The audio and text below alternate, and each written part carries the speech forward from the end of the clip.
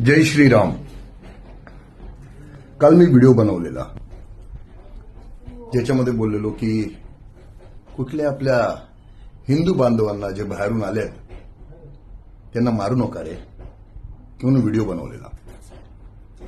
त्याच्यामध्ये काही लोकांनी मला फेसबुकवर इंस्टाग्रामवर मला मेसेज केले की भाऊ आम्ही कोणाला पण नाही मारत, आम्ही फक्त मारतो त्या माणसाला जो आपल्या मराठी भाषेचा अपमान करतो, मराठी माणसाला शिवीगाळ करतो, मारतो, त्याला आम्ही धडा शिकवतो। 1001% झालंच पाहिजे असं। जो कोणी मराठी भाषेचा अपमान करेल, जो कोणी मराठी माणसाला हात उचलेल, शिवीगाळ करेल, त्याला धडा शिकवलाच पाहिजे, त्याच्या खानाखाली बसलीच पाहिजे, नो डाऊट बसलीच पाहिजे। कारण हा महाराष्ट्र शिवछत्रपती महाराजांचा आहे आणि इथे आवाज पण आपलाच पाहिजे, मग तो तोंडाने असो या हाताने असो, इथलाच पाहिजे। पण मी फक्त हेच सांगतो, कुठल्या पण आपल्या हिंदू बांधवांना जोर जबरदस्ती मारू नका, हे सांगितलेलं।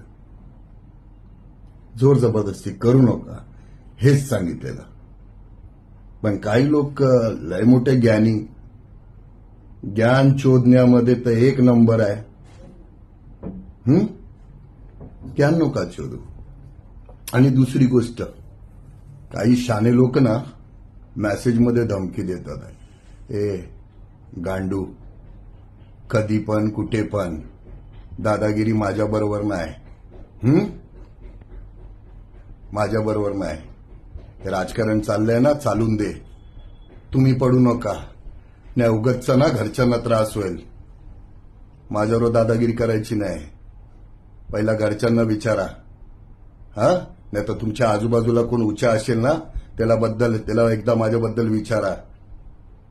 खोटी दादागिरी करायची नाही माझ्याबरोबर, हिशोबात राहायचं। आणि जिथे चुकीचं आहे तिथे मी बोलणार, ज्याला माझी काय उखाडायची ते उखाडून दे, मला घंटा फरक नाही पडत, समजला? तर जे पण बोलणार ना ते हिशोबात बोला रे।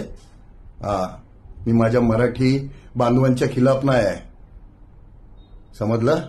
मराठी भाषेच्या खिलाफात नाही मी।